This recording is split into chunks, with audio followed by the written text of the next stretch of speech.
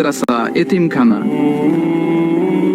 বৃদ্ধাশ্রম, এমন কিছু নাই যে বাকি রাখছি। শত শত মসজিদ আমি করেছি, আমি কেন জাহান্নামে যাব?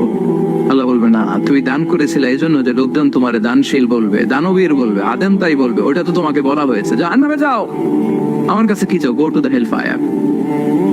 সেদিন আল্লাহ তাআলা অনেক আলেমকে ডাকবেন, অনেক দাঈদেরকে ডাকবেন, অনেক দুআত ইলাল্লাহদের তিনি ডাকবেন। Because of Allah, you never know, but we know, and then we know. সেদিন অনেক দুআত ইলাল্লাহদেরকে ডেকে আল্লাহ বলবেন যে তুমিও জাহান্নামে যাবে। সে বলবে আল্লাহ কেন? আমি মানুষকে কোরআন শিখিয়েছি, আমি মানুষকে হাদিস শিখিয়েছি,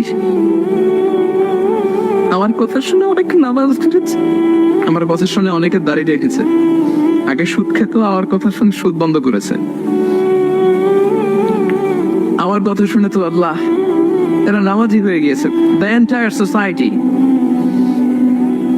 সুদ বন্ধ করেছে, নামাজ ধরেছে, তারা ফরজ যাকাত দিত, আমি কেন জাহান্নামে যাব?